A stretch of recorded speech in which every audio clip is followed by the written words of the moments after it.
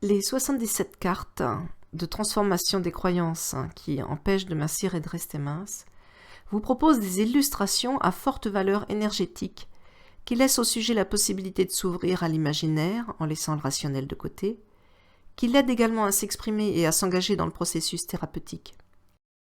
Certains thèmes sont d'ordre archétypal, tandis que d'autres cartes illustrent une transformation, une décision à prendre ou délivrent des messages plus personnels ou spirituels.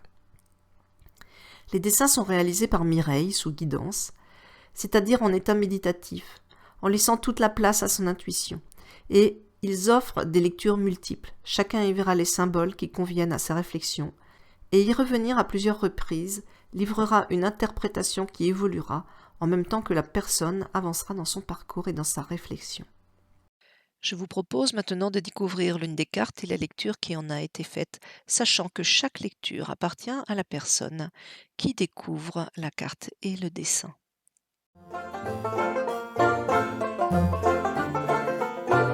Et si l'on parlait de votre nom de famille et de vos surnoms? Vous a-t-on jamais attribué un surnom? Un surnom désagréable lié à vos formes? À votre poids?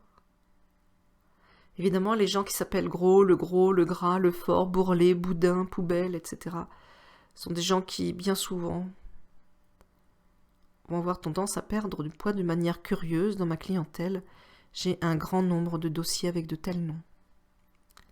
Ce sont des noms de famille qui pourrissent la vie des enfants, dont on se moque à l'école, et qui sont malheureusement inscrits chez certains comme des vérités profondes. Mais la vérité, c'est que les noms de famille et les surnoms ne disent rien du tout de qui nous sommes vraiment. Je ne suis ni mon nom ni mon surnom. J'ai juste pour nom tel nom. Le dessin qui illustre ce problème d'identité, car finalement c'est un problème d'identité, nous montre un personnage central, cette femme, sur lequel se retourne ce puissant animal comme presque un cheval, qui est très ancré entre ciel et terre, et qui voudrait presque abandonner quelque chose. En tout cas, elle se retourne et on voit que il est prêt à partir. Et puis il y a cette femme qui semble chercher du regard, là, qui semble en quelque sorte le retenir.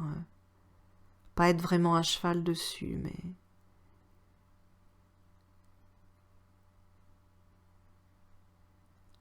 Et au-dessus de la tête de cette femme, il y a comme cette ombre d'un personnage qui tente de s'en aller, qui s'en va, qui disparaît.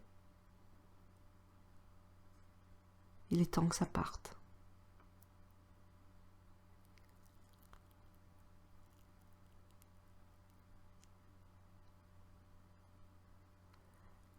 Je ne suis pas mon nom.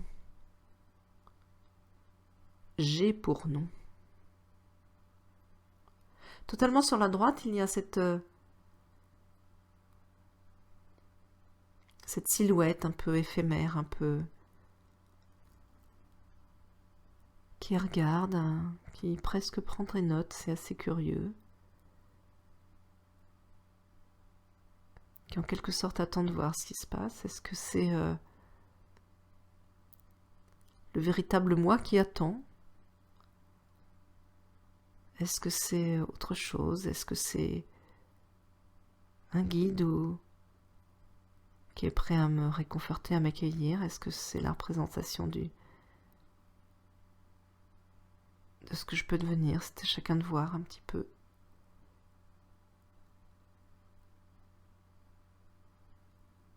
Je ne suis pas un tel. J'ai pour nom.